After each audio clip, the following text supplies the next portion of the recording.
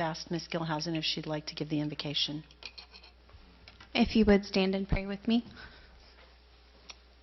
Father, thank you for this time that you've given us to gather together and deliberate and make decisions that will benefit the students and families and employees of this district, Lord.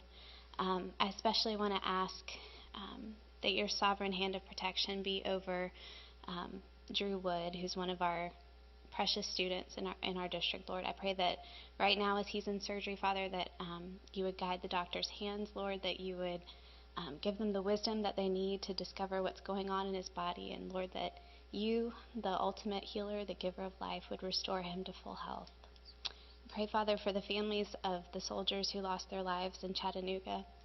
Father, that you would give them comfort and peace as only you can, Lord, and that they would know you in a deeper way through this experience, Lord. And just ask that you would be with us this evening and bless this time we have together. In your name we pray. Amen. Amen. And if you would, I pledge allegiance to the flag of the United States of America and to the republic for which it stands, one nation, under God, indivisible, with liberty and justice for all. Okay, I'd like to call to order the special board meeting of July 21st, 2015.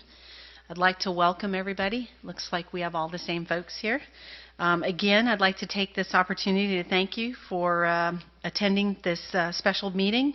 It's our opportunity as your elected representatives to collaborate openly and make decisions that will decide the future direction of our public schools and the education of our children here in Clay County. If you wish to address the board, there will be an opportunity at the end of the special meeting to speak for 3 minutes.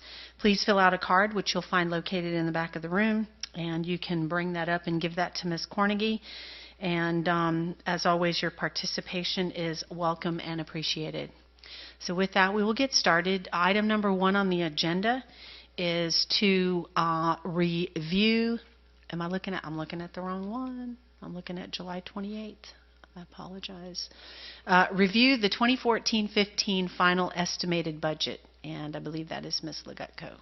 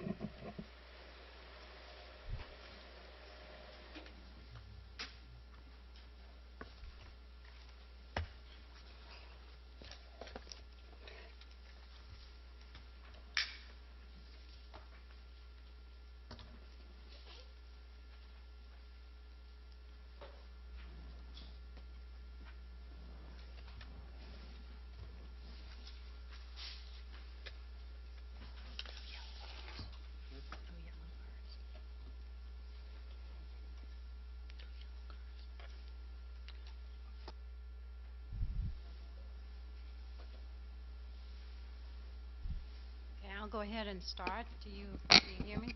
Yes.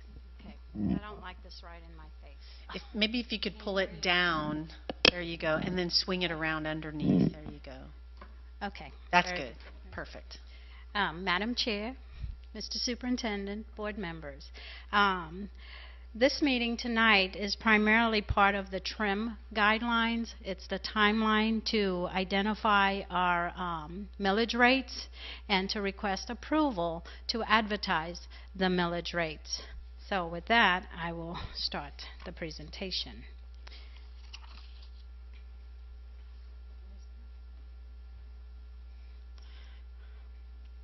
Okay, you have the binder in front of you. The binder represents all of the information that I will present tonight or this evening.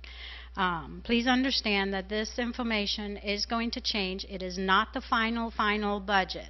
The final budget will be presented at the September 10th meeting. This information is primarily to advertise our tentative budget and, of course, the millage rates.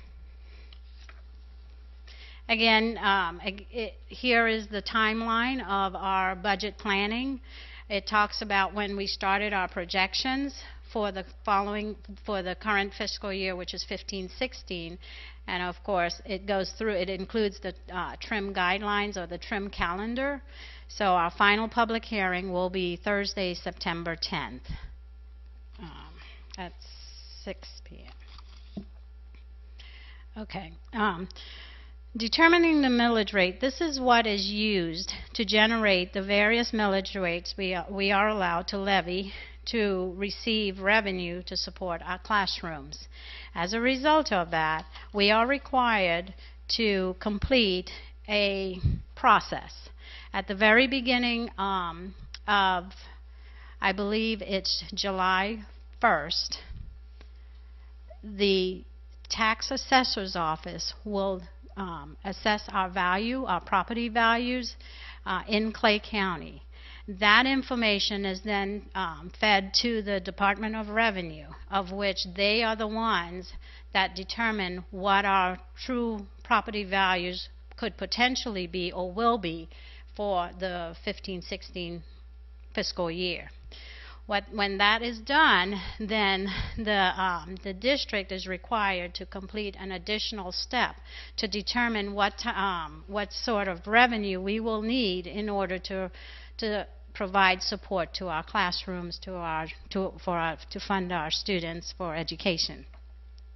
As a result of that, once we've completed that information, the school district then waits or relies on the Department of Education to certify that tax roll, as well as determine what the required local effort is needed to generate the amount of revenue to support our educating of our students. So with that being said, I wanted to share with you a copy of what that form looks like, and to share with you the actual calculations on how the millage rate is determined.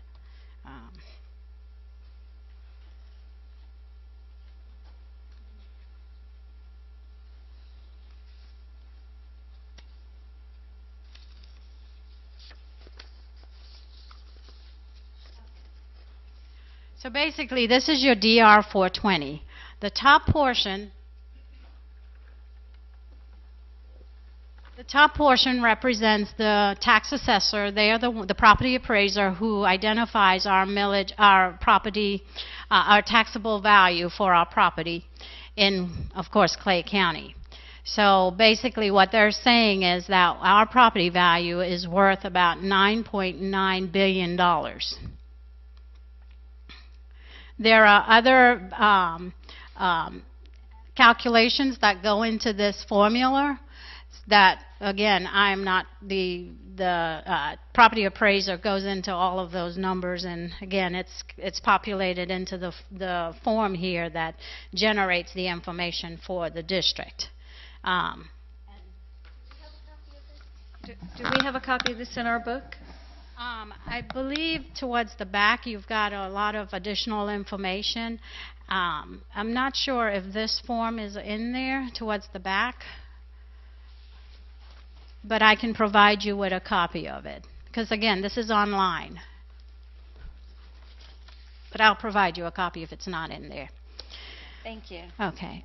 Pretty much what this does, it calculates what the rollback rate is, and it also tells us exactly how much dollars we generated in the current year and how much revenue we will generate in the following year. What you're looking at right now is the prior year, which we generated $69,054,588. And you can see on line 13 it says prior year total state law and local board proceeds. So that is how much money we were expected to generate. 69 million. Of course, we are to budget 96% of those revenues. We did not collect the 96% of the number. Okay? So again, those are the millage rates for prior year. And Can I ask a question before you go further? Yeah. I know Thursday you said that we collected 94% of the 96%. Correct. What's that difference? Is it like how many million? It's about, it's really about $500,000 to about $700,000. So we still collected about $68 million then, 68,200,000 or something. Well, 96% of the, we collected about, Oh, right, that's not. It's only yeah, not- that's yeah. 100%, Yeah. right. Yeah. So how much did we collect out of that number then, do you think? the amount we collected for local property tax was about 65, I believe. Thank you. Sounds about right. Okay. But I can have the concrete numbers when, Okay, you know, thank you. going from memory. That's pretty good. So now what they're saying in this form is once we've populated the information, we were waiting, as I told you at the last meeting, I was waiting for the state to certify our RLE, our required local effort. That is line number 16. No, I'm sorry, line number... No, it's line 16. I apologize. So basically what it's saying that once the state provided me with my required local effort, it does the automatic calculation. And it's saying that we are going to generate approximately $71,032,851. That includes the 1.5 mil, and it also includes the .748. What's the .748? That's the discretionary dollars that we are allowed to administer or require. It's part of the state's calculation. We are allowed to administer the required local effort. There's the .748 as discretionary millage, and then we have, of course, the facilities, the LCIF dollars that we can levy. I mean, the 1.5 for capital improvements and maintenance and those types of activities. Now, what it shows there, it also tells you the current year proposed state law rate as percent change of the state law rollback rate, and it tells you what the calculation is, and it's about .46. And basically what it's saying on line 22, current year total proposed rate as a percent change of the rollback rate is about 1%. Well, I'm not going to explain in detail what that means. I'm just going to read the Florida statute, or the statutes, and that way, you know, we'll... Okay, hold on.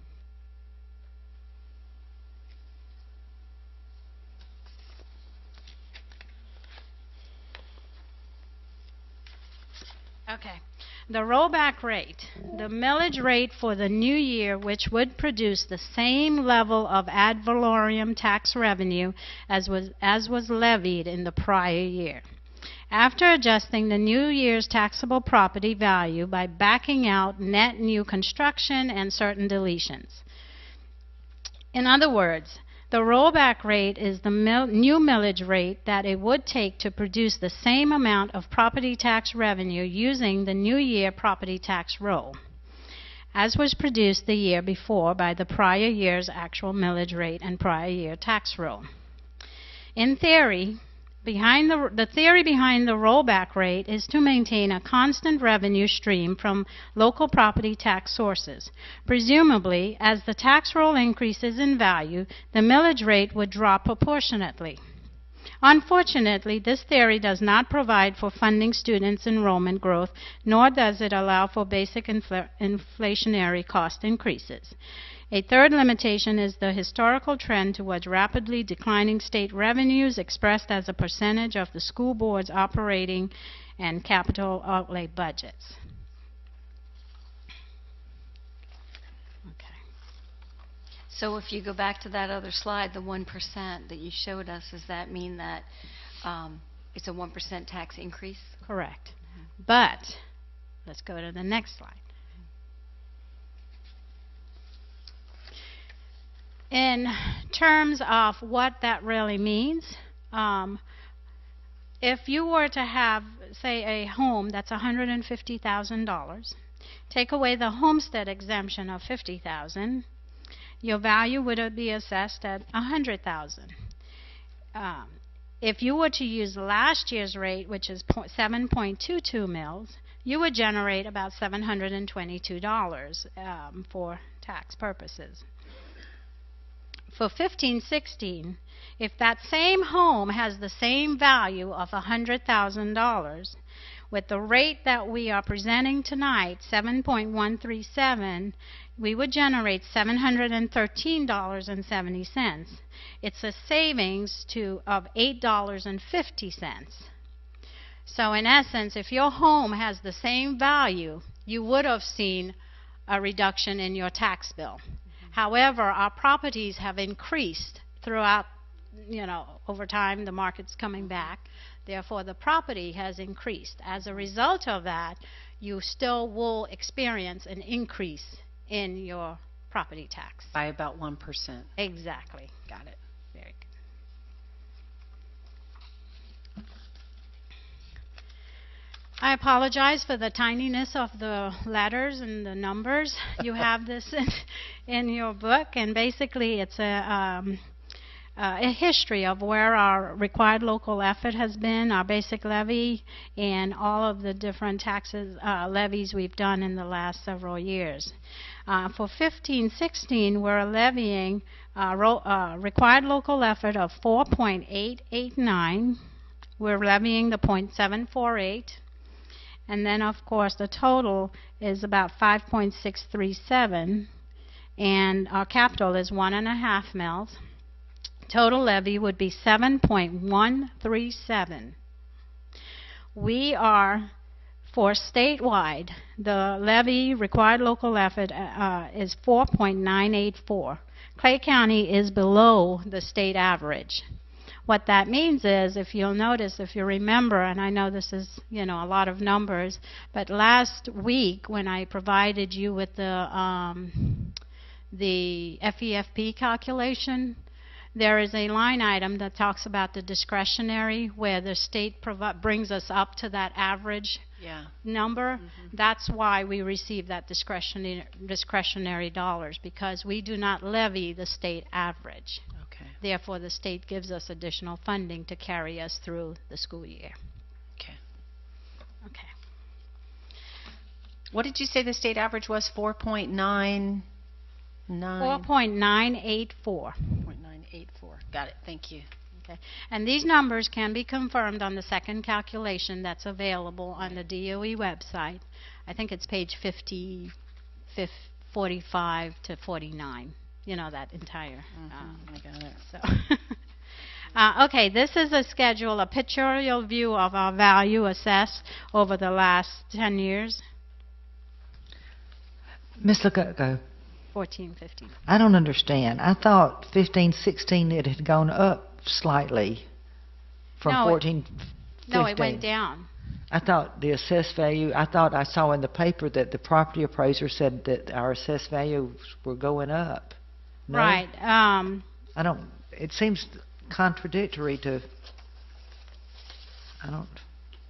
I'm missing something. Right. No, let me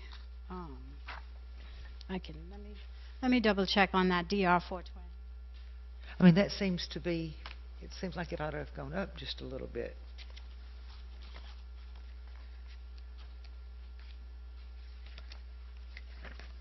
I saw in the paper that the property values had gone up. So I thought so too, because it's 2 years in a row.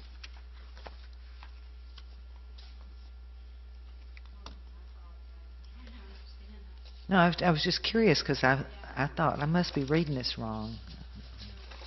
The assessed value did go up, and it's possible that the screen, the PowerPoint, the charts didn't bring it up like it should. So 15-16 should be just a little bit more than 14-15, I think, by the numbers that I had been looking at. So okay, so we need to, because I thought that's something doesn't look right there.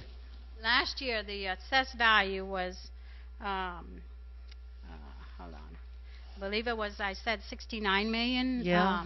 And No, it was, oh, I don't have it in front of me. let's see, I had it, just a minute.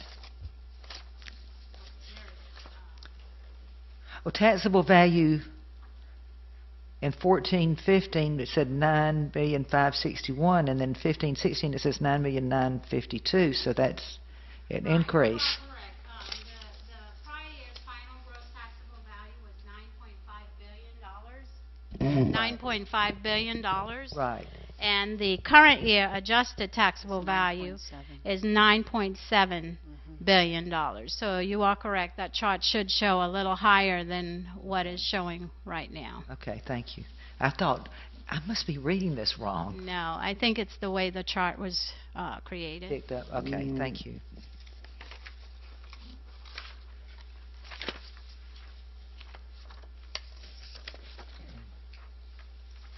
Okay. So we've talked about the millage rates and what they will be projected for next year. In your book, you do have a copy of the proposed budget for next year.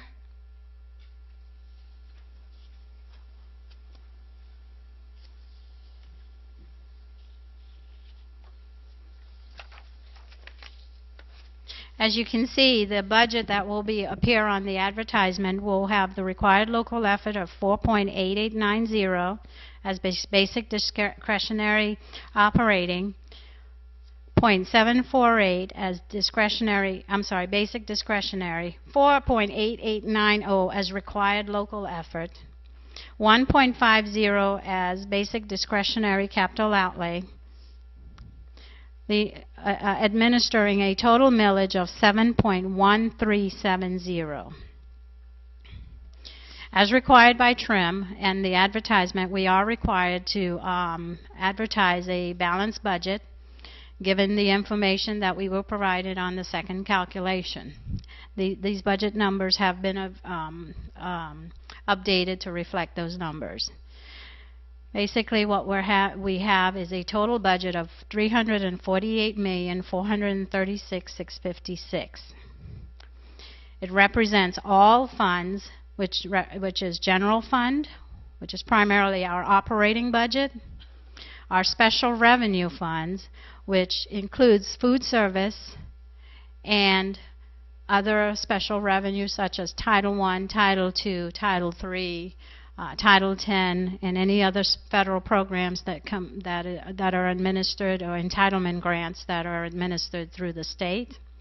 Our debt service, which pays for our COPS issues, our racetrack, our SBE bonds, and our capital projects, which are the maintenance, the LCIF, those types of activities. Okay.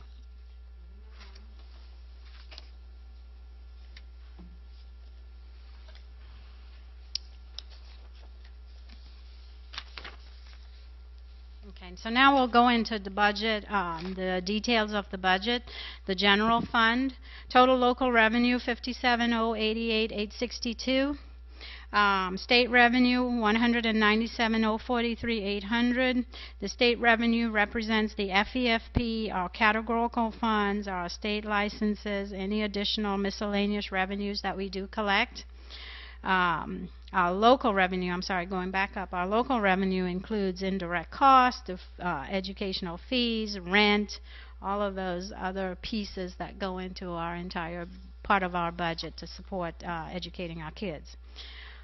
The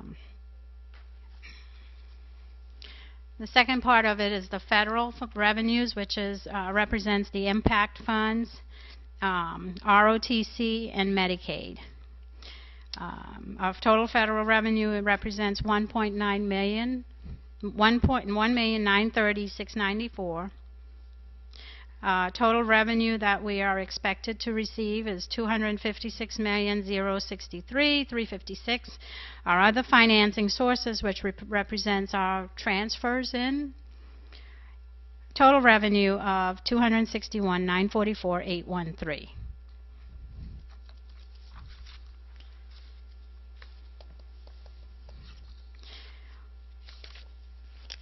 The next slide represents our fund balance and where we are and where we're expected to be at the end of next fiscal year.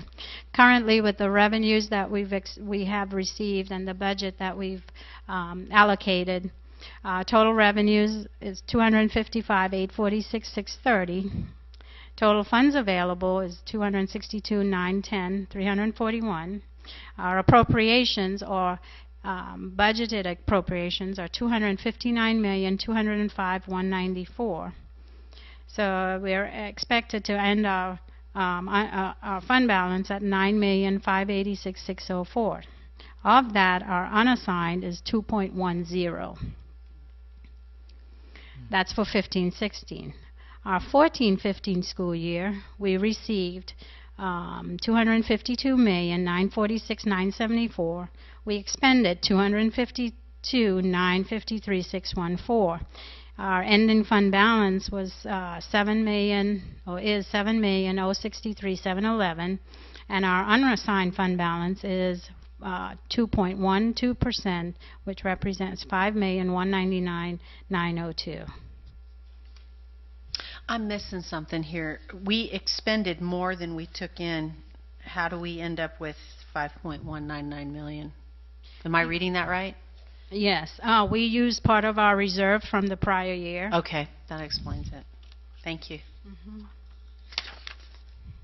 Okay, the next part of the slide represents the transfers in. Basically, we transfer approximately a part of the LCIF to fund LCIF local capital improvement funds. That represent $300,000 goes towards the equipment in our schools. The 5.776128 represents the property casualty insurance, our capital projects, maintenance, project manager salary, all of those items that I shared with you, and it's actually part of the ad that I will share with you later. 5,329 is used to for self-insurance for vandalism. It's a separate policy that we maintain, and of course 100,000 represents the sale of equipment that we receive throughout the school year when we sell the computers or furniture, those types of things. So just so I understand, so this money right here is money we transfer into the general fund from... Well, it's called other financing sources. It's other sources that help with the general fund, for this fund. It helps with the fund. Okay. This is not part of our calculation in fund balance for Department of Education. These are just revenues that come in to assist with the operations of general I got it. fund. Okay.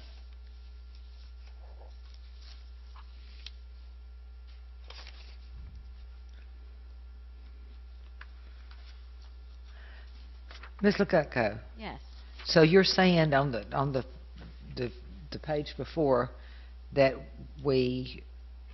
you're saying the estimated end of the year for 2014-15 that we ended up with 2.12. Is that correct?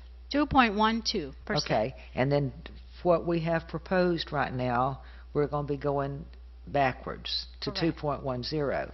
Yes. These numbers, again, are all tentative. This, again, the 2.12 could change because we're still closing our books. The idea, of course, is to maintain our try to be at the 2.58, but as of right now, we are at 2.12%. And projected for next year is the 2.10%. Of course, we're taking measures to ensure that we meet the 3%. So again, like I said, these numbers are still tentative, and in September. And we'll have the final numbers in September? Correct.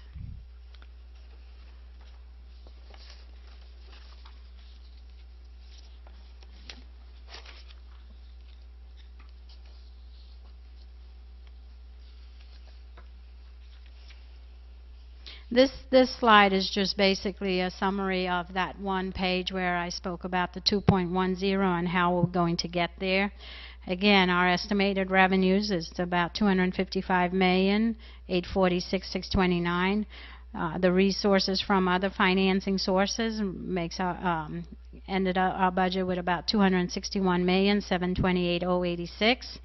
At that point, given all of those numbers, using last year's fund balance, we'll end up with about $268,791,799. Our appropriations, all of our appropriations, which includes encumbrances, categoricals, projects, everything that's under general fund, will end up spending about $263,637,344. So our projected unassigned fund balance will be about $5.1 million, leaving us with a 2.10% fund balance. If I could ask a question. So in the discussion that we had previously at the last board meeting where you said that you were going to budget $2.5 million, that's what we would need to get to 3%, correct? Is that what we're going to be doing this year? Is that what we're trying to do, or? We have plans to ensure that we'll get towards the 3%. The 2.5 that I shared with you at the last meeting, the understanding is that we'll go back to our expenses, our appropriations, and try to review what's in that budget. Okay, so that's the goal for this coming year. The way that this states right here, if things stay the same the way they are right now, we're going to be at 2.1, but we're going to try to get to 3%, correct? Correct. We have a plan in place, so we'll, to ensure that we get to the 3%. Okay. Thank you. So let me ask a question. If we wanted to just get to the 2.58 by the end of this year, since that's what we directed for last year, we didn't make it, and it looks like we're going to go backwards. Of the 2.5 million, would it be just 2 million that would be needed to get to 2.58? Yes, approximately that. I'm trying to remember those numbers that I provided, what 1% would represent. I thought it was about 2.5 maybe. So okay. So 2.5 would be the difference. About 7.5, 7.6, around those numbers is where 3% would lie. 7,675,398. You have it at the bottom of that chart is where we need to be at 3%. Correct. And you show here, I'm back on the page that said number 9. I'm on page number 9. Okay. And you show the 2013, 14, 15, the fund balance along the bottom. We were at 2.24, then at 2.12 at the end of last year, and if everything is the way is projected, we'll be at the 2.10. Right. And you show an ending fund balance for the other 2 years of 7,300,000, 7.063, and then if nothing was changed, we'd have an ending fund balance of 9.5 million. Correct. So that's where you're getting the 2.5 out of that fund balance? Well, part of that fund balance represents the unreserved. So the full amount is everything, the total fund balance. So the unassigned fund balance is the dollar of the 5.1 below that. Right, the 5154454 represents the unassigned fund balance, leaving us 2.10%. Which is, where we have to be. Thank you. Okay, thanks. Okay. This is basically a pictorial view of the revenue sources that we will be receiving. As you can see, the state, we are generating, for local, we will generate about 22% of the local revenues, our taxes, RLE, to receive $187,407,000 from the state resources. So again, this is just a pictorial view. This is 14-15 school year. The next slide represents 15-16, and it really hasn't changed that much. It's basically the same.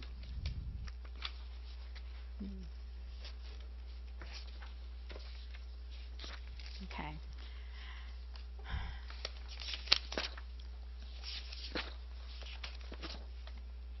This is a pictorial view again of our unweighted students from 06 through 15-16.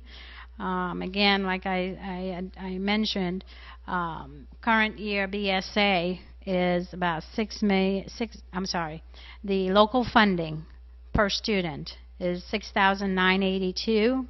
We're not at the level at 2007. So we're really, even though the revenue, the funding is going up for our students, we're still not at level funding as compared to 007, 008.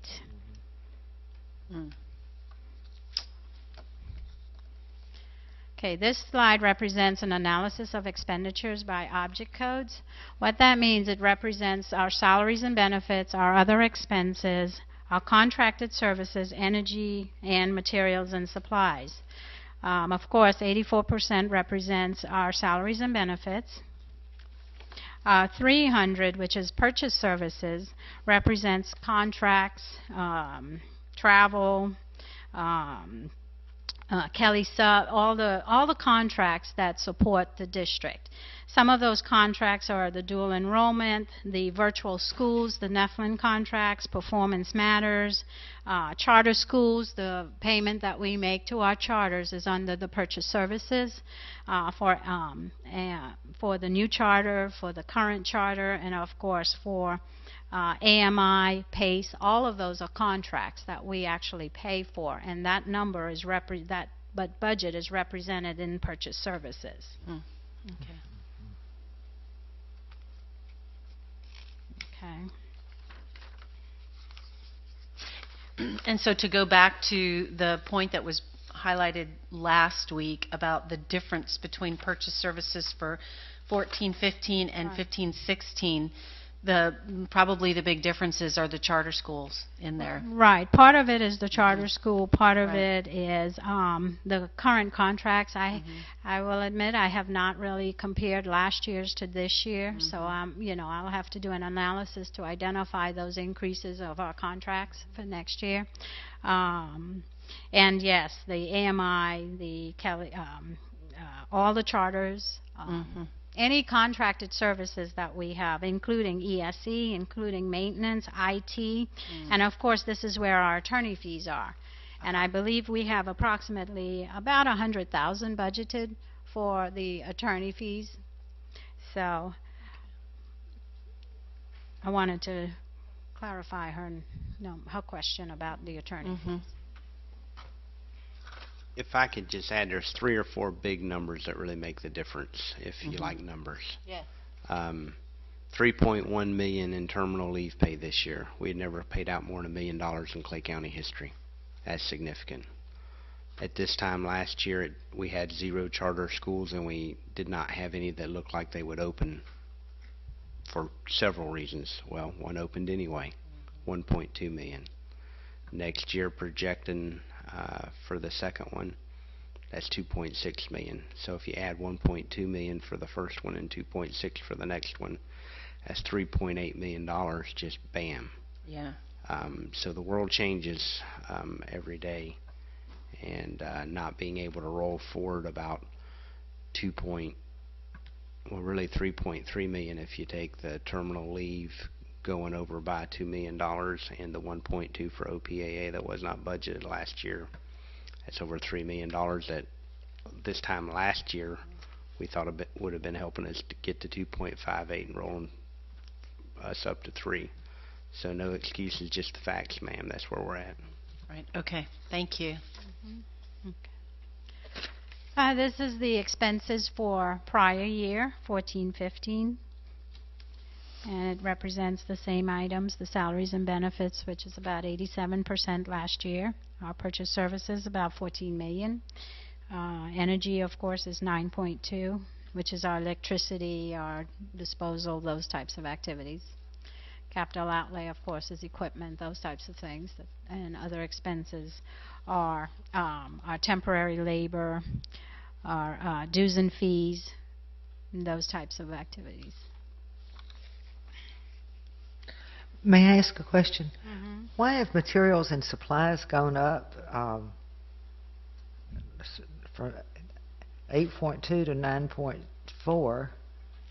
Because we haven't increased in number of students. What kind of materials and supplies have we increased that? It could be the non-textbook type materials that we've purchased, because we don't identify our well, actually, correction. The materials and supplies represent the 500. What that falls under is our supplies for regular office supplies, those types of activities. It also represents the textbooks, our 520, the purchase of our textbooks, and those instructional material type of expenses that the schools incur or the district incurs on behalf of the district.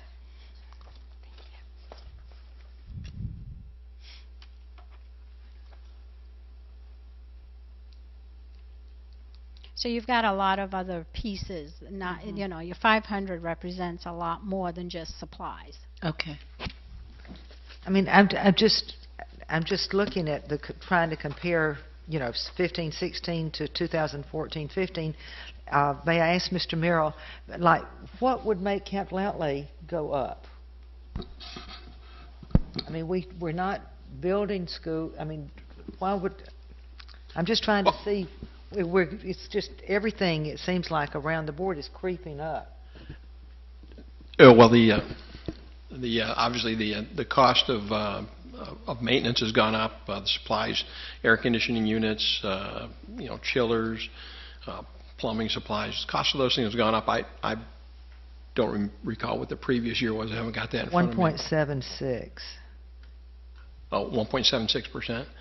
No, 1.764, 0.70%, and now it's up to 1.15% at 2.992. So I just wondered what, you know, I'm trying to think, what have we done that? I know in the past couple of years in the past year we've replaced chillers in a couple schools, and that's expensive. I'd have to take a look in specifically and see if I can find out what you're referencing. Right off the top of my head, I don't have that information. I'm thinking it's probably mostly the increased cost of maintenance, because you're right, we haven't built no new schools, but... What about what we did at Middleburg? Would that come under there, things like that, you know, on the Middleburg project? And probably not. If you're talking strictly 510, that would have been a separate project. So that's not in there. I was just trying to, I mean, it just seemed like from 1.7 to 2.9, I thought. Let me do some research and see if I can get back with you. I'm just curious. It just seems like everything keeps going up a little. Yeah. You know, at Thursday's meeting, Mr. Merrill just made me think of it. You were going to get back to us as to why something had gone from 1.5 million to 16 million or something. Right. What was that? What was it? I'm just looking through my papers. That now was trying to find the, I believe it's either the debt, the 7-Eleven fund. Yeah. What's 7-Eleven? That's the self-insurance fund that I will speak to at the end. Okay, Or- let's try to get through the information first. Okay. Again, this is a pictorial view by function on the final estimated for 14-15, and then the proposed for next year. And this is by function, 55,000. So as you can see, 66%, 0.32 is going into the classroom.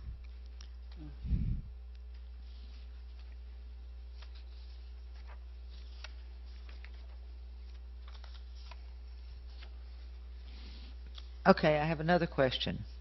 On page 11,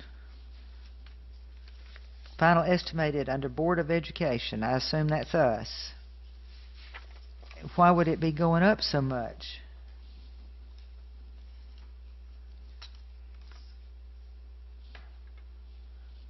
About the 1, 2, 3, 4, 5, 6, 7th line down.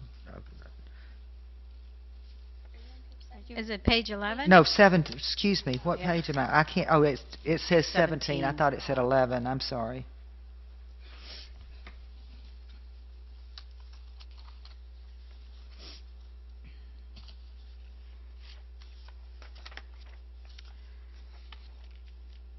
Okay. So the 7,100 fund is what she's talking about. Yeah, the 7,100 fund represents all of the board, I believe the superintendent, I believe the attorneys.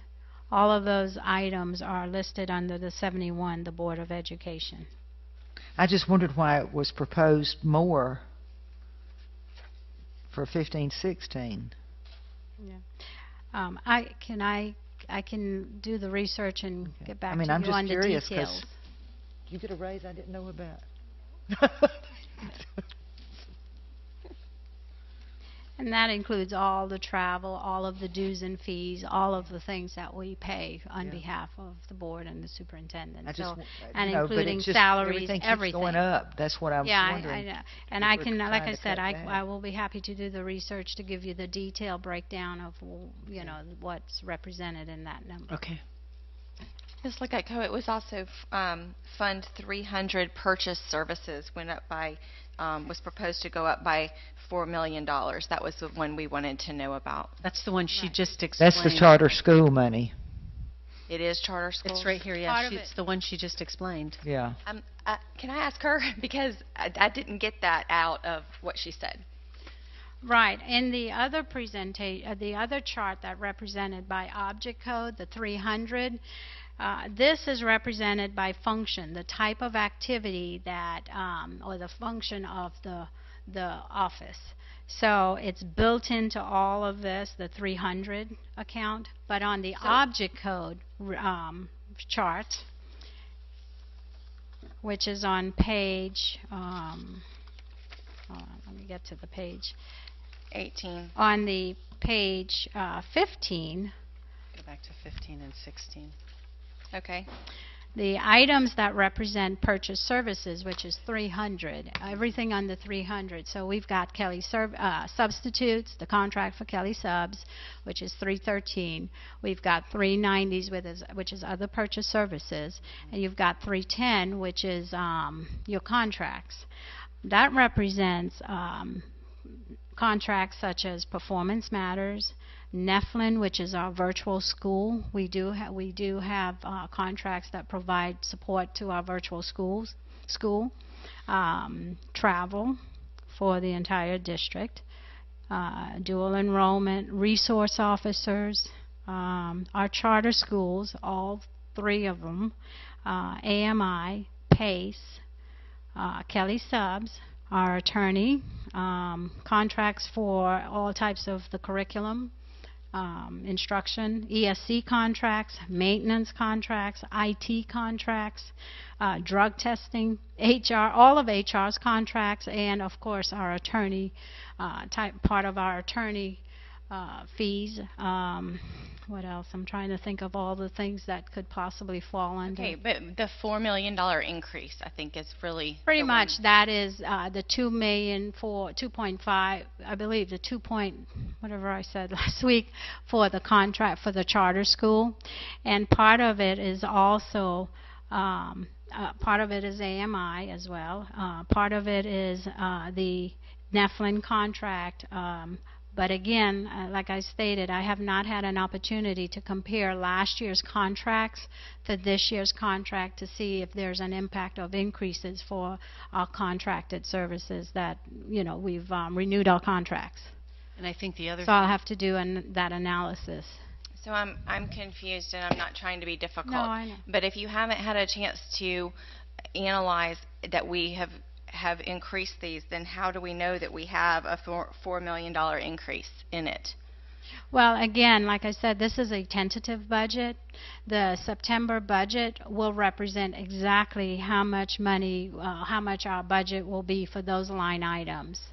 So at this point, this is all an estimate at this point. It is based on the information that was provided by the departments. And based on that information, that's what's generating this document. Okay. Between now and September, our goal is to work towards getting the 3% fund balance, and as a result of that, there's a plan in place that we will look at all of the expenses, look at all of our contracts to see exactly who they are, what they are there increases that, you know, I'll have to do an analysis of all of the contracts, and it's possible that those contracts are truly, there might have been an increase from last year to this year. I just have not done that analysis. But pretty much this is what the contracts are expected to be as of right now. And So, when those yeah. contracts are renewed, is there is there an evaluation of the impact to the budget? Because I guess my concern is, are we having contracts approved or renewed? Say you mentioned Performance Matters, so it's just on the top of my head. Is a contract like that renewed without it coming back to the board as a significant increase in cost? No. We approve all those. I would say probably it is, isn't it? And because it's not going before our Assistant Superintendent of Business Affairs to say whether or not we can still afford that. So we're approving stuff, assuming that we can afford it, but it's not come before you to see if we can afford it. Can I add a little clarity? Yeah. One, we are doing a much more collaborative budget and contract approach than the one that we've had in years past. So everybody will be intersecting, whether it's instructional, HR, with the Assistant Superintendent for Business Affairs with these contracts. Two, the big jump, the 2 or 3 big numbers that got you from 14.7 million to 18.95 are the 2 charter schools. That's 3.8. The 2.6 is the number Ms. Legutko is estimating based on the enrollment that we can project through Ms. Sellis' office right now for Charter Schools USA. So that's 2.6. You add 1.2 for OPAA if they remain about stable. That's 3.8. We're estimating about 20-something kids in AMI, whatever that number was Francis brought the other night was just right shy of 100 grand. That's 3.9. So that's really what you're seeing. We didn't grow or reduce significantly in student numbers. We're pretty flat right now. So again, this is a tentative budget with projections and estimates involved, but I don't have any reason to believe that Performance Matters or some of those other contracts are going to go down or up significantly. So does that help? Yeah, I wasn't specifically picking on Performance Matters. No, I know, and I couldn't name all those contracts off the top of my head. One, she had said she would come back to us, so I didn't appreciate being brushed off that.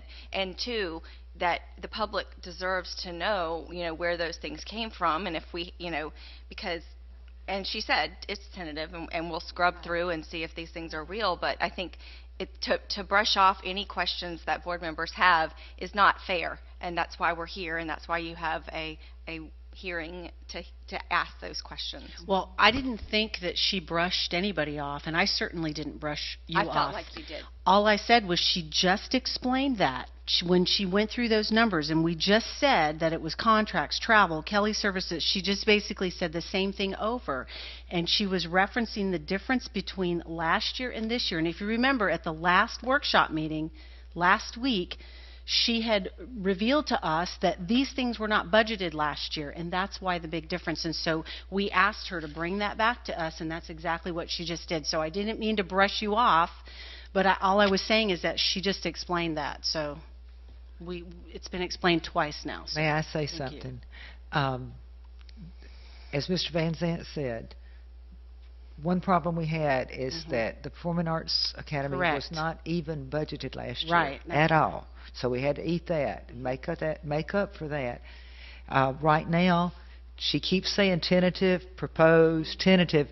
Until those warm bodies get into those classrooms, we think we know about how many are going to be there, but we're not going to know anything definite until school starts. And on another note, to get back, I just have to keep asking these things. I'm not trying to be picky, but look back on page 17, if you would, and tell me why debt service doesn't have anything there for 15-16.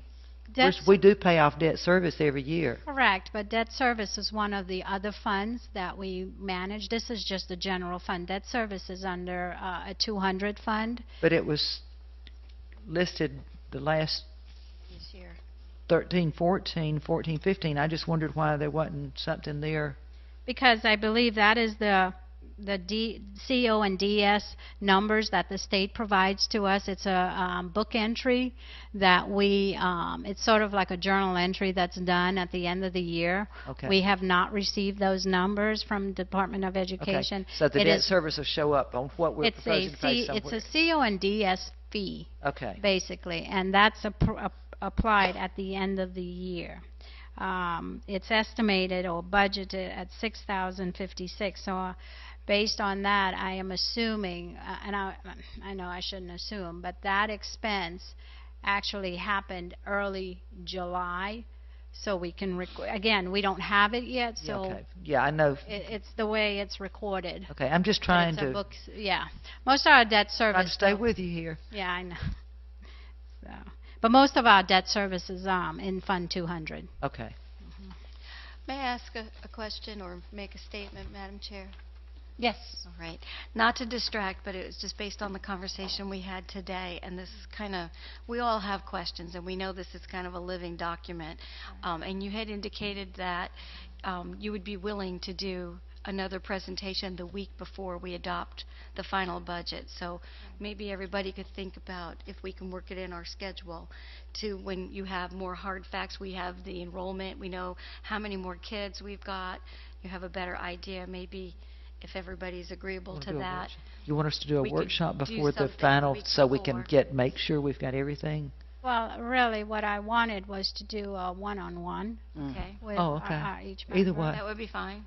so that I can go over where we are, where, again, the same type of presentation I had a week ago Good. with each of you. And then the night that we adopt the final budget, you would give something same. like this for the community. Yes. Yep, I like that. I think Yep. that's good. Okay. Okay. Okay. Okay. And again, this represents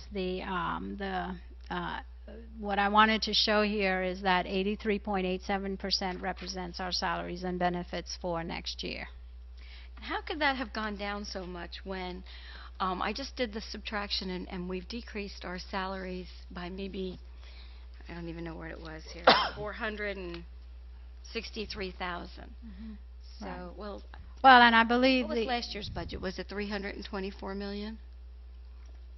Anybody remember? last year it shows our final estimate, which was what, 175 and 41. So it did decrease from the prior year, and I believe those positions were part of the savings that we've had, the readjustment of employees that are starting. You've got not seasoned employees, but employees with less experience starting. I was So just those questioning kinds the of- percentage. We were at 87 or Right. 88, and now it says almost 84, 83, 84, Yeah. when really it's only $460,000.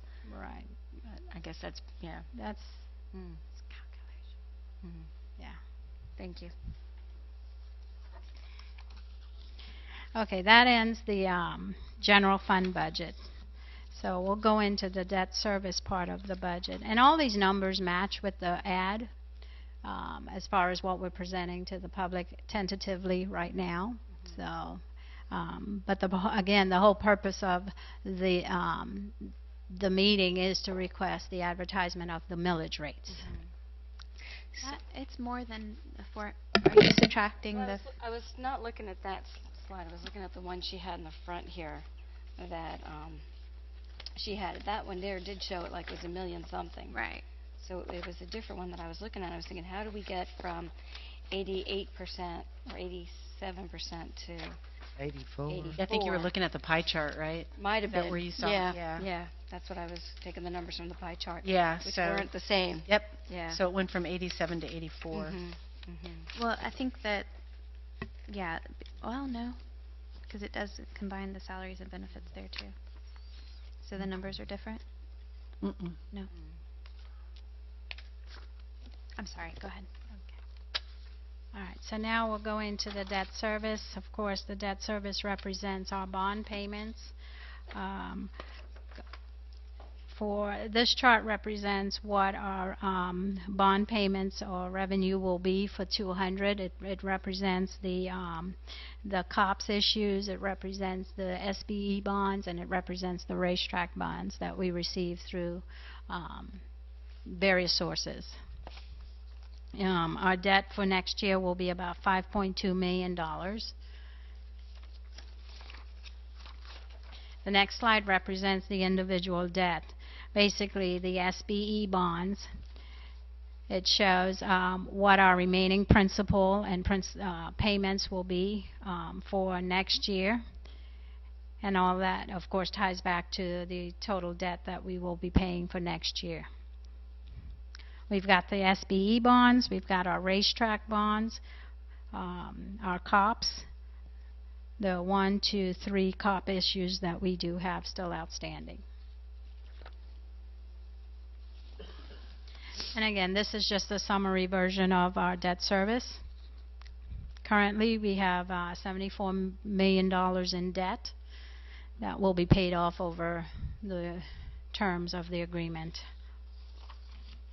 That's a lot better than the $100 million that we used to have. It's going down. We're gradually, It's going down. we can't live long enough to get it all paid off, but we're trying. At least we're going in the right direction there. Yes. Okay, this is another summary page that pretty much talks about our the different debt that we have. 74 million, and just gives you an explanation about the bonds. Right. Can I interrupt you? Can you go back to the salary things on page 15 and 16? That's where the salaries and benefits, that's the two numbers that I looked at. And, you know, on page 18 you have just salaries, but it's not 1.5 million difference. What slide? I'm What are looking you, at 15 and 16, did you Yeah, say? page 15 is the proposed 2015-16 general fund, and you have salaries and benefits as 218,168,000, and the prior year you have salaries and benefits as 217,704,000, and that is not the same as the numbers on the previous page, because the numbers on page 18, I should say, doesn't have benefits, it's just salaries. So I'm wondering, you know, when you just take that salaries and benefits and subtract one from the other, it's $463,000. It's not 1 point. So are these numbers accurate? I think if you, on page 18, Ms. Kirkus, the 174, 332, 757, if you add the benefits below that, Oh, okay. So that there's brings the us to those 43, numbers. 835, 365. I think if you add those That two should get the together, three. that's what gets you to the number. And the benefits have gone up. Correct, because Looks of like it, the yeah. workers' comp percentage that we need to assess. Okay. All right, thank you.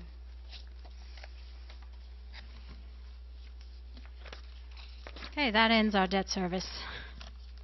Now we're with the capital project funds, and this is basically the revenue source for our capital project funds. Part of the advertisement represents the list of projects that we will be funding through this fund source, the 1.5 mil levy, which is used for construction, remodeling, maintenance, renovations, repairs, lease purchase of school buses, new replacement of, and all of those items are allowed to be purchased using these funds.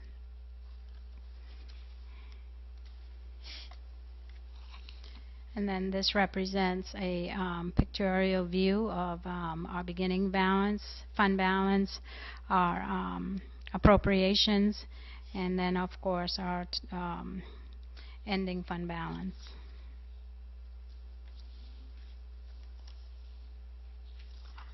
And then the next slide represents our revenues for capital,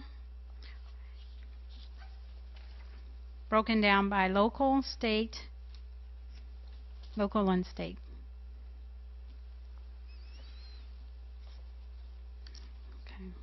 Part of this revenue includes the impact fees as well, and part of that revenue is used to pay for some of our bonds, our COPS issue.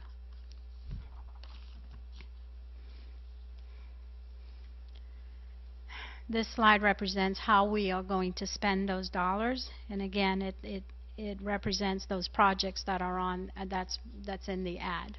So this is the one I had the question on, the building and fixed equipment. It goes from 1 million to 16 million. There. Right. The reason for that is the fact that we receive impact fees. The 1415 line represents our actual expenditures to date. As a result of that, since we've had some impact fees that we have not really spent because we have not built any new schools. So we roll that fund, the money, each year. So that 16 million includes the roll forward of the impact fees and other debt that capital dollars that we will receive. So this isn't money that's supposed to be spent. It's money that we are Roll. Restricted to what it can be spent on, right? Right. Part of it, like I said, we do receive about $5 million in impact fees, and part of that, the dollars go to our bonds that we pay part of our payments to, and the remaining sits in, it's there for fund balance, and well, not fund balance, but rolls into the next year. So we carry the balance each year. That seems confusing the way it's put here. Because you've got the actual 1060 on the 213 and 1415 1063, Right. and then you've got tentative 16, which is including all of that you said is roll forward. It looks like to me if you're going to put the roll forward in it in 1516, you would have the roll forward also in it in the other years. So, Right. so it would match up. It Right. doesn't make Like it was sense. just But- added. It makes it look horrible. Right, and I understand that, but basically what we're showing on the two columns are just the expense. So final estimate, if you were to look at last year's budget, that number would have been a high number. Yeah. Right now, it's actually representing what we spent this year. So what exactly can we spend that on? Like when we do improvements to, roofs and air conditioning units, does that come out of that amount right there? Part of this is the LCIF funds. There are two pots of money that's in there. That can be used. So, Mr. Merrill, do you want to take that question? Yeah, the impact fees can only be spent on permanent projects that are a result of growth. So we can spend it on a school, something that's going to be a permanent fixed asset. We can't spend it for renovation and repair of existing. It can only be spent on permanent projects, new buildings, new wings, new schools that are a result of growth, and that's about it. There's a lot of strings attached to impact fees. When they were talking a while ago about strings attached, Yeah. well, this is the string attached. So the way I'm understanding it, right now we've been on a plateau, but they're saying that things are starting to pick up. Once they start picking up, and I think y'all had said last week, there's a possibility we might need a school where we had said 20 years in past months, but now it may be in the next 5-6 years. But from what you're saying, because this money has to be spent for things that are caused because of growth, we're going to have to sit there on this money until we grow. Right. But then the good thing is by the time we need a school, if the impact fee keeps up, maybe we won't have to have a COP to build a school. Correct. We'll have the, I believe We you got- said we'll just about have the money to build an elementary school by the time we think we're going to need one. Right. We've got a little over $13 million We just sitting don't in need the to bank. let anything happen to that money. Correct. Looks like Right. We got to Exactly. That's our money. Right. Okay. So we have, you said, a little over $13 million of impact fees that have not been spent. Correct. And And that's- we're collecting just under $6 million a year now. It was about $5 million. We got about 5.8, 5.9 million this year. I just picked up a check from the city of Green Cove Springs. So within 2 or 3 years, we spend some of it to pay off some of our COPs, but we're still putting a healthy amount in the bank, and hopefully we would have enough to build that elementary school debt-free. Good. Okay. Thank you for explaining that. Okay. All right. That ends our capital Yeah. projects. The next one really is addressing the special revenue funds, which includes our food service, our special revenue, which is the contracted programs, the entitlement grants, our ARA funds that we received, and race to the top funds from the state. This represents the revenues that we are expected to receive. I'm sorry, this is food service. So basically, this is the revenue that we expect to receive from the lunch programs and, of course, the National Lunch School Program, the federal program. So we are expected to receive about $15,473,000. We're expecting to expend about $16 million, and it would leave a fund balance of about $2.4 million.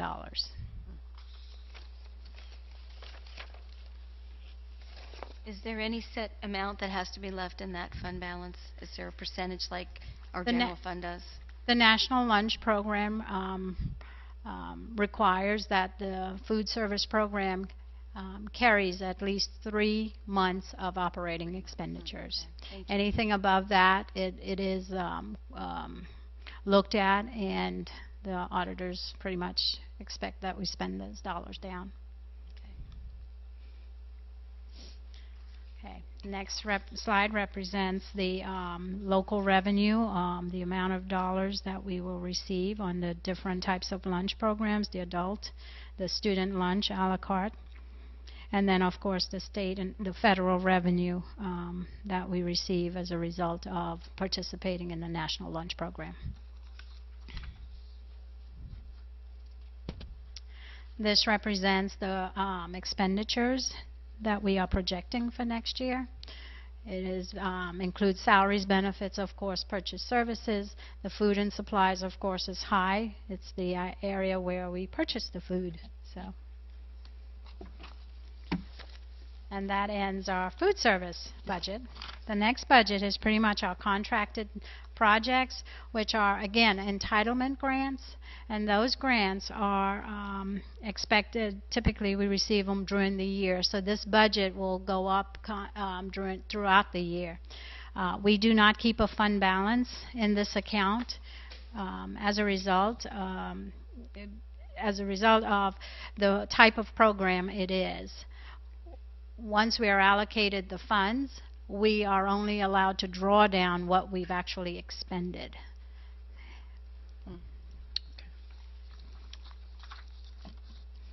And again, here is a breakdown of what those contracted programs are. And to address the question from last week, the Title II, Part A, I believe Ms. Condon had the question about the final estimated. The difference between the final and the proposed includes what we actually expended to date.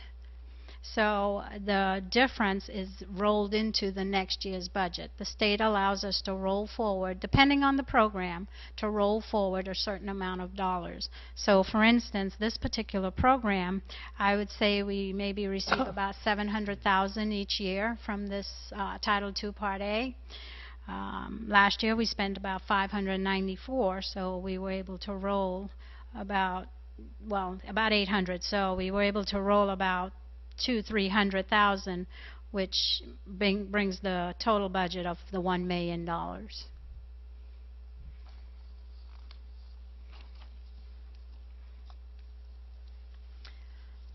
Again, this is how we are going to spend those dollars in salaries, benefits, various purchase services, contracts, energy, materials, and supplies. Those are the expenditures. This project, ERA, Race to the Top, basically it is a source of revenue that was provided to the district late last year, and the project closed June 30th, but we do have till August 20th to expend all of these dollars. So we rolled it into the new year, and it's expected to be all spent. And have they earmarked for specific items? This is the technology. There was the digital learning grant that was given to the district. I believe the state had additional revenue and provided that resource to Clay County. Thank you.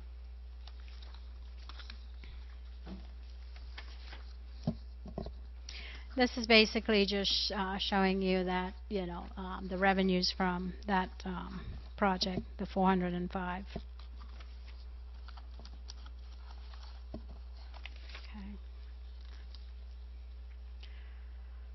434, there's still the same. Again, it's another pictorial view of how those dollars are going to be spent. And you can see it's under capital outlay. The primary, most of those dollars are under the 600, 690 equipment, computers, those type of things. Okay. So the next one is the 7-Eleven fund. I just wanted to share with you that this is an internal service fund. It is part of our, it's a flow-through account, and you'll notice it's not on our budget page because it's really part of our general fund budget. So that fund is used to identify our excess property, our property and casualty coverage, our automobile liability, insurance, our workers' comp, crime, though all of those items that cover our insurance. The workers' comp, self-assured assessment, student catastrophe excess, all of those coverages that's maintained through this account. And again, I've shared this slide with you before. Nothing's changed. It's still at a deficit $1.2 million. And the expectation is working towards next year's budget is not only to ensure that we meet the 3% fund balance, but to adjust the fund to make sure that we're actuarially sound. What that means is, of course, is generating enough revenue and bringing in enough revenue to cover the deficit of $1.2 million, and of course ensuring that next year we've got the reserves to pay for the expenses that we will incur next year. And how much are you putting in for that? I believe it's the 1.2 and the 1.5. I believe. I thought it was 3.2 is what you mentioned last week. Total. Exactly. To get us back. Right. To get us back to where we needed to be at. Actuarially sound. Yeah, actuarially sound. Yeah.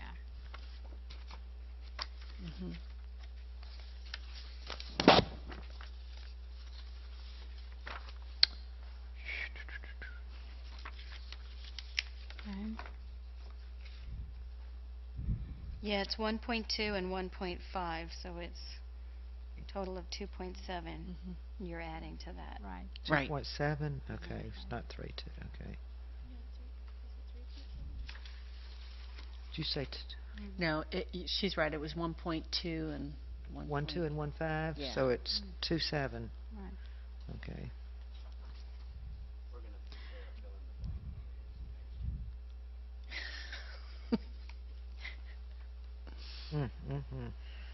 Again, this is the charges for services, so the expectation is that we will incur that much of expenses, which is our property, the insurance, as well as all of our claims. This year we had about $500,000 worth of claims, slip and falls, those types of workers' comp claims that we pay for. Medical benefits, those types of things for those employees that hurt themselves on the job.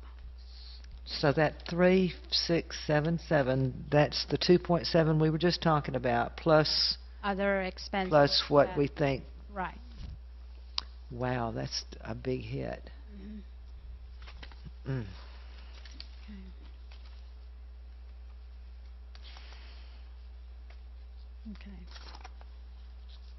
So to close, again, the 15-16 tentative budget prioritizes classrooms, creates a fiscal sustainability. The most highlights is really to work towards restoring a minimum fund balance of 3%, build a contingency fund to prepare for any types of unexpected expenditures such as proration, prior year adjustments, any kind of those activities.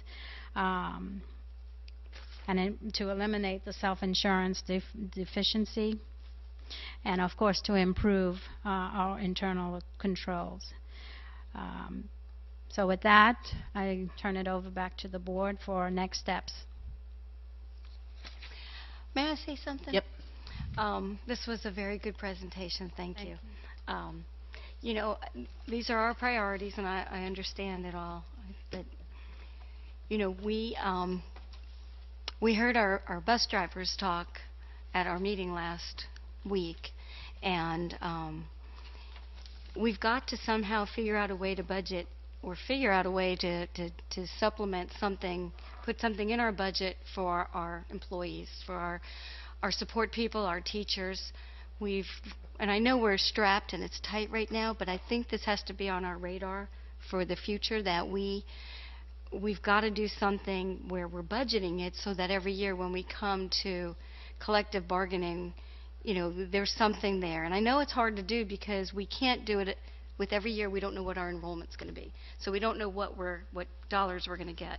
And so you're the CPA, and you're smarter than us when it comes to these numbers. So I'm hoping that there's a way that it can end up in our budget. And, you know, we talked today about the McKay Scholarship money. I don't know if you went back and looked at that or not. But my understanding of when we looked at it was that we were showing it $2.5 million as a negative when we actually budgeted $2 million last year, so we should have only been showing $500,000 as a negative. And so, I mean, if we've got another extra $2 million, you know, I'd like to see us be able to put it in the budget for our teachers and our support people and somehow figure that out, because, you know, when we have support people standing before us, whether they're cafeteria workers, bus drivers, secretaries, you know, painters, whatever, we've got to take care of. What's making me really think of this is I heard the sheriff talk today, and he said his request to the Board of County Commission is a 9% increase because his staff have not had any increase since 2007. And over the next 2 years, he's asking for 9%. And hopefully they'll vote it on Tuesday, and it'll go in his favor. And he said the most important thing that he has to look out for are the human assets. And, you know, we are looking out for our children, and we're doing the best we can to educate them. But we've got to remember our employees. And we've got to figure out a way, and I don't know how, and I'm hoping that staff can figure out a way that we can somehow budget in money to go to our employees. And you know, if that means we've got to cut at the top end, or you know, through attrition, not fill positions. You know, we've looked at that before, and I know that the district has cut a lot already. I mean, you know, you just showed us how many employees we've lost. How many? I have a question, Mr. Van Zant, maybe you know, or maybe Mr. Rodsky. How many teachers do we have on the payroll at the end of June, and how many will we be bringing back? Like, just through attrition, does anybody know how many we've lost from the end of the 14-15 school year to the start of the 15-16 school year? We've posted about 120 jobs. Right. And then I know when the new school year starts, we usually bring back more in based on enrollment. But, you know, we're not ever talking about it. We're listening to these people come before us, and it's heartbreaking. And we've got to put this on our radar. We've got a responsibility, not just to our children that we're educating, but to our employees also. So, you know, we've got to look at where can we trim in other areas that we maybe can enrich, you know, our support people and our teachers somewhere or another. And if we do have an extra $2 million from that McKay Scholarship money, we need to do something good with it. Madam Chairman, did you just say that there's $2 million there? And the McKay, wait a minute, I think No. we need to go back and look at that. I was asking Ms. Legutko about it because in last week's papers it showed the $2.5 million I don't have read those with me. in the parentheses as a negative. And I called and said we budgeted $2 million, so really that should only be the $553,000. And I guess you probably went back and looked at it. So Is that right? Right. That's correct. The paper that I shared last week, it had on the third, that page, it remember the showed the McKay was $3 on the million. bottom of the It's sheet. actually the full amount budgeted for McKay scholarships because. And we had remember- already budgeted $2 million. Well, last year's budget included a $2 million set aside Right. for McKay. Right. Or actually, part of that, again, was our set aside for reserves for Right. McKay, for charters, actually, I shouldn't say Oh. charters because we never budgeted for Right. charters. That was just McKay. Right, that was just McKay. Right. As a result, as we went through the school year, we used all of those dollars to not only true up the McKay scholarship, but also try to pay for the charter schools and all of those expenses. On my report, and I believe when I do the one-on-one with you closer to the final hearing, I will correct that statement where I said $3 million was set aside for McKay, which Right. is true. It is $3 million, but what I represented was not the difference. It was just the full $3 million. So it should have just been It should have been $1 million. $1 million. Right. So there's $2 million there, Potentially. but that would put our fund balance well up above Well, 258 or 3 even. Right. I And mean, that's that would get already- us on up. Right, and that is my intent, to try and go back and look at all of our expenditures, look at all of our projections of what we have in the budget, When and you get some again, the definite- plan to just prepare ourselves for our final budget. But if we're already budgeting 2.5 million to get us to the 3%, which is where we have to be according to state, Right. requirements, and where we need to be, that still leaves that extra 2 million. Right. So I would like the board to just realize that that's there, and that, Wow. we've got people coming before us that are struggling. They're really, truly struggling. And I would like to think that everybody feels the same way. And, we've got to look out for our people. And we're not doing a good job of it right now. Thank you. Okay. Hmm. Okay. All right. So we went through item 1 and item 2, correct? We've reviewed the 15-16 tentative budget for all funds, and then reviewed the tentative 15-16 through the 2019 educational facilities plan. There's nothing to add from the Right. other night unless y'all had any questions for Mr. Merrill. Yeah. Same document, no changes. Okay. Are you ready for the firing squad? No, I don't have any questions. Okay. So there's nothing new to add.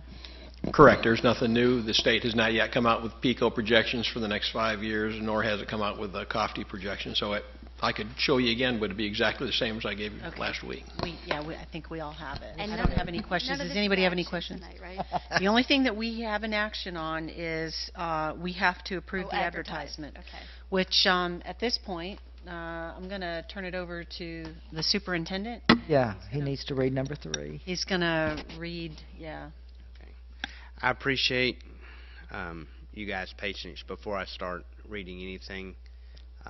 It's been about a month now since the legislature got out of special session.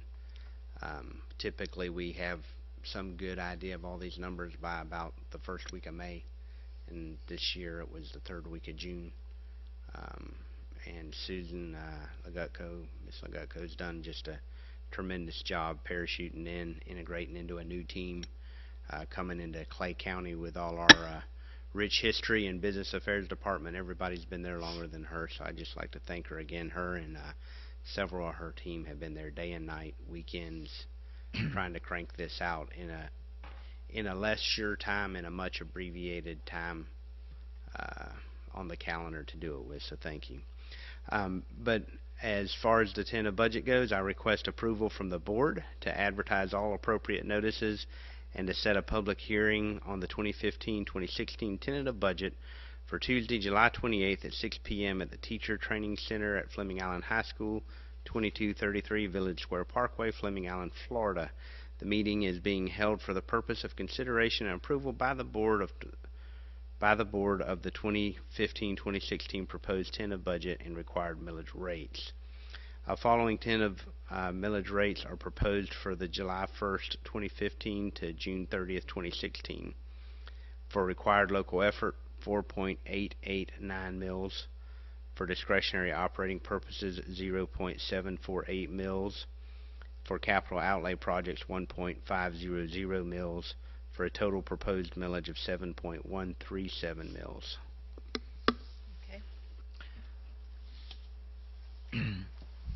I will entertain a motion. Let me ask you something, Madam Chairman.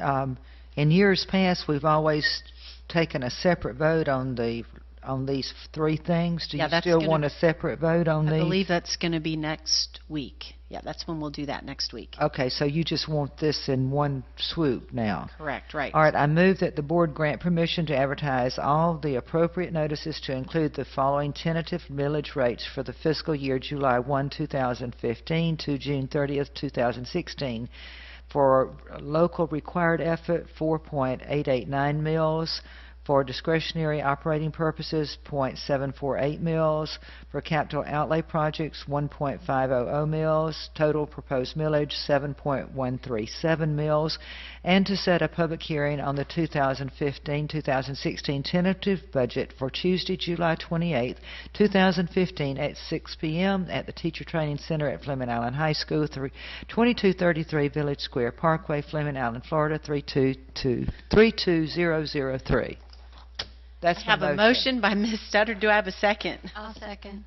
I got 2 seconds. Okay, I have a second from Ms. Gilhausen. Is there any further discussion? All those in favor say aye. Aye. All those opposed say no. Motion carries 5-0. Okay, and with that, we will move to presentations from the audience, which I don't believe we have any. May I interrupt for a moment? Sure. Ms. Legutko, were you going to speak on this? Was this something that you said you would get to us about, or no? Is this nothing? No. Okay. Thank you. Okay. Superintendent requests. I'll speak to this, and I'll be happy to give my nice color copy to anybody that would like one, any of the half dozen remaining attendees. That just highlights our classroom's first plan. We did take about $950,000, nearly $1 million out of the district office staff to try to support this year's budget. And this just simply depicts that Clay County is number 2 out of every school district in Florida in prioritizing dollars to the classroom. And I hear Ms. Caracas loud and clear. And my first decade as a board member, I was able to enjoy a growing Clay County, increasing FTE, robust property appraisals from the property appraiser and the tax collector each year, and we grew and we built schools and we gave raises, and beginning teacher salary went from around $25,000 the year I taught to about $38,000 now, and it was great. And this year we've reduced teacher allocations significantly to the tune of over $4 million. We've reduced about $1 million out of the district office.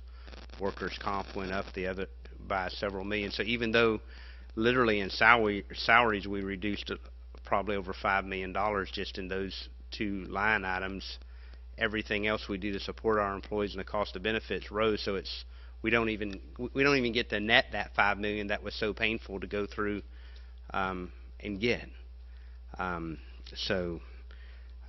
We are where we are, but I'm thankful for Ms. Adams and Dr. Copeland and those that went before current senior staff and advised us and knew that we needed to make those tough calls in the spring so that we would not be drowning right now.